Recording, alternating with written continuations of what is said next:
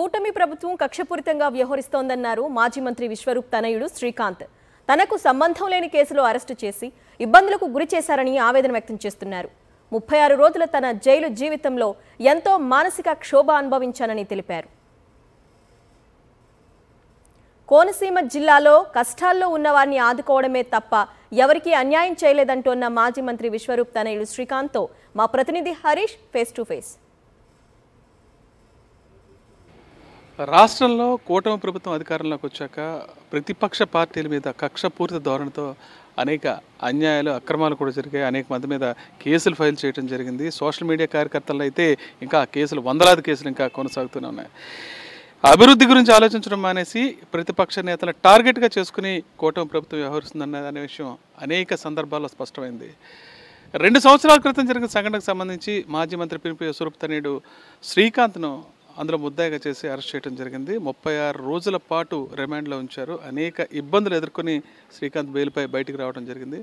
దీనికి సంబంధించి అసలు ఏం జరిగింది, ఏ రకంగా అరెస్ట్ చేశారు, మధురై వెళ్ళి తమిళనాడులో అరెస్ట్ చేసి అప్పటికప్పుడు తీసుకురావాల్సిన అవసరం ఏమొచ్చింది, వీటన్నిటికి సంబంధించి కూడా ఆయన వివరంగా చెప్తున్నారు.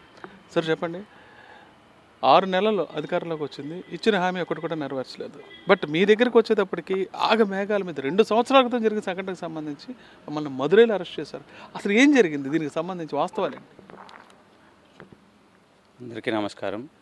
ముందుగా నేను ఈ కేసు విషయంలో నేను జైల్లో చాలా బాధపడ్డాను. ఎందుకంటే ప్రజలకి అసలు నా వైపు స్టోరీ తెలియాలి, వాళ్ళకి ఎటువంటి పోలీసులు చెప్పిందే తెలిసింది కానీ నా సైడ్ స్టోరీ ఎవరికి తెలియలేదు. సో అది ప్రజలకి తెలియాలి అని నేను అనుకున్నాను. బయటకు రాగానే మీ ద్వారా నేను చెప్పాలనుకుంటున్నాను. అసలు ఈ కేసుకి నాకు ఎటువంటి సంబంధం లేదు.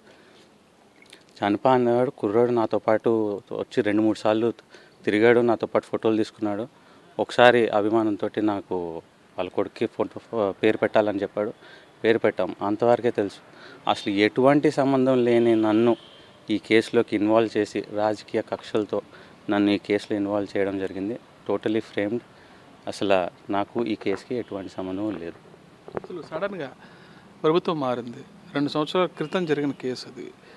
ఒక వ్యక్తి ఇచ్చిన కన్విక్షన్ స్టేట్మెంట్ని ఆధారంగా చేసుకుని మిమ్మల్ని స్థానికంగా మీకు ఇన్ఫార్మ్ చేయటము, లేదా నోటీస్ ఇవ్వటము, కాల్ఫర్ చేయటం ఇవేమీ జరగలేదు. మీరు వేరే స్టేట్ ఒక టెంపుల్కి వెళ్ళినప్పుడు డైరెక్ట్గా అక్కడికి వచ్చి అరెస్ట్ చేయటం అంటే వాళ్ళ ఉద్దేశం ఏంటి? తప్పించుకుపోతారనా లేదా అలా అరెస్ట్ చేయాలన్న ఉద్దేశంతో చేశారా?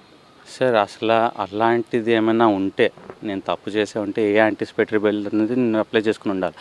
అసలు నా మీదకి ఎలా వస్తుంది, అసలు ఏం చేయనప్పుడు నేనేం చేసుకుంటాను. నేను నార్మల్గా టెంపుల్ విజిట్కి వెళ్ళాను.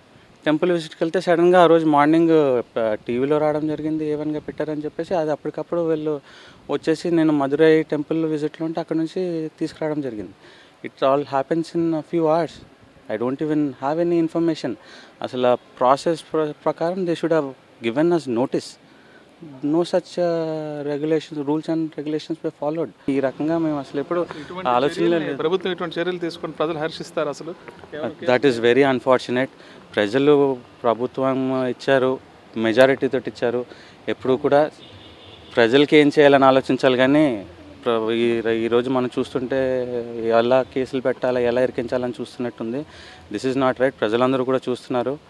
సో ఖచ్చితంగా కూడా వాళ్ళు ప్రజాసేవ పైన దృష్టి పెట్టాలి. కానీ ఎలా కేసుల్లో పెట్టాలా, ఎలా ఇబ్బంది పెట్టాలా, ఎలా ఇరికించాలా అని మాత్రం వాళ్ళు చూడకూడదు అని నేను తెలియజేసుకుంటున్నాను. ఓకే, ఇదంతా కేవలం కక్షపూరితంగా జరిగిన సంఘటనే తన విషయంలో జరిగిందని శ్రీకాంత్ చెప్తున్నారు. ఎందుకంటే కోనసీమలో విశ్వరూప్ పేరు చెప్తేనే ఖచ్చితంగా అందరికీ సర్వీస్ చేసే వ్యక్తిగా, ఒక రాష్ట్ర మంత్రిగా, అదేవిధంగా సీనియర్ పొలిటీషియన్గా మొత్తం ప్రజలందరికీ తెలుసు. అంతే తప్ప కక్షపూరిత రాజకీయాలు ఇటువంటి తమ కుటుంబం తాము నష్టపోయాను తప్ప తాము ఎవరిని కష్టపెట్టలేదని శ్రీకాంత్ స్పష్టం చేస్తున్నారు. ఏది ఏమైనా ప్రభుత్వ చర్యల వల్ల తాను తీవ్రంగా మానసిక క్షోభ అనుభవించాల్సి వచ్చిందనే విషయాన్ని మాత్రం స్పష్టం చేస్తున్నారు. అమలాపురం నుంచి విజయస్మృతి హరీష్, సాక్షి న్యూస్.